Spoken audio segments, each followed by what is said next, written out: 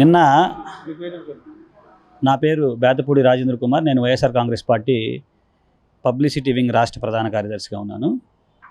నిన్న మొన్నటి వరకు వైఎస్ఆర్సీపీ ఎంపీగా కొనసాగినటువంటి లావు కృష్ణదేవరాయలు గారు పార్లమెంట్లో మాట్లాడుతూ ఒక విచిత్రకరమైనటువంటి వాదన ఆయన వినిపించారు. అది ఏంటయ్యా అంటే, మొట్టమొదటిగా లోక్సభ స్పీకర్గా దళితులకు ప్రాధాన్యత ఇచ్చిన పార్టీ ఏదన్నా ఉందనంటే అది తెలుగుదేశం పార్టీ అని చెప్పేసి ఆ పార్టీని పొగుడుతూ తెలుగుదేశం పార్టీనే ఆంధ్రప్రదేశ్ రాష్ట్రంలో దళితులకు ఒక గొప్ప స్థానం ఏర్పాటు చేసిందని చెప్పేసి ఆయన మాట్లాడినటువంటి మాటలు ఎలా ఉన్నాయంటే దెయ్యాలు వేదాలు వల్లించినట్టుగా ఉన్నాయి. ఈ మాటలు నేను ఎందుకు చెప్తున్నానంటే, సాక్షాత్తు భారతదేశంలోనే ఎటువంటి ముఖ్యమంత్రి మాట్లాడినటువంటి మాటలు, భారతదేశ రాజకీయ చరిత్రలో ఒక ముఖ్యమంత్రి హోదాలో ఉన్నటువంటి వ్యక్తి ఒక షెడ్యూల్ కులాలని పట్టుకొని తాను ఉన్న ముఖ్యమంత్రి హోదాని కూడా మర్చిపోయి, గతంలో చంద్రబాబు నాయుడు అనే వ్యక్తి ఎవరైనా దళిత కులాల్లో పుట్టాలా అని కోరుకుంటారా, ఎవరైనా మురికివాడల్లో దళిత కులాల్లో పుడతారా అన్న మాటలు మాట్లాడిన వ్యక్తి ఇప్పుడున్న ముఖ్యమంత్రి నారా చంద్రబాబు నాయుడు కాదా? ఆ రోజులు నీకు ఆ మాటలు వినిపించలేదా?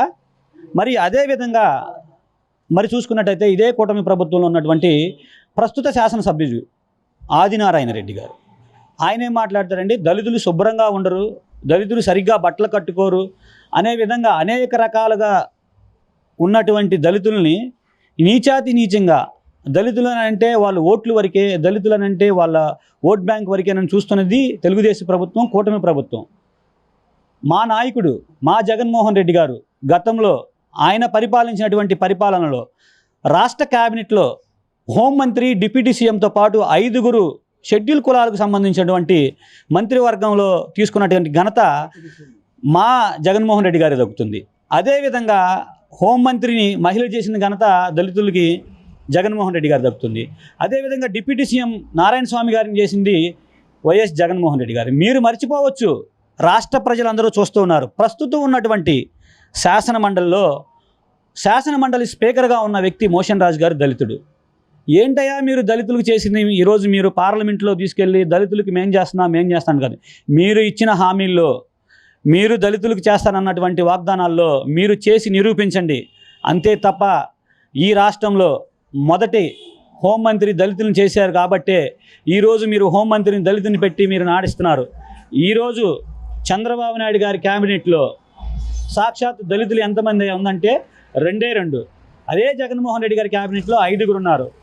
అట్లాగే జగన్మోహన్ రెడ్డి గారి పరిపాలన అంటే అభివృద్ధి వికేంద్రీకరణ జరగాలి, 3 ప్రాంతాలు బాగుండాలి, అట్టడుగు వర్గాల వారికి కూడా పాలన అందాలి, సంక్షేమ పథకాలు అందాలి అనే రీతిలో ఆయన పరిపాలన జరిగింది. అది భారత రాజ్యాంగ స్ఫూర్తి డాక్టర్ బిఆర్ అంబేద్కర్ గారిని చూసుకొని జరిగింది. మీరేం చేస్తున్నారు? రెడ్ బుక్ పేరుతో ప్రతిపక్షాలను హింసిస్తూ, అక్రమ కేసులు కడుతూ, పోలీసు వ్యవస్థని మీ ఇష్టానుసారం వాడుకుంటూ, అధికార వ్యవస్థలని పార్టీలకి, కులాలకి, మతాలకి అంటగడుతూ చేస్తూ మీరు రాజకీయ పబ్బం కట్టుకుంటున్నారు. కానీ సాక్షాత్తు ఈ రాష్ట్రంలో పరిపాలన జరగట్లేదనేది నా అభిప్రాయం. ఇందు మూలంగా నేను మీ మీడియా ముఖంగా తెలియజేస్తున్నాను.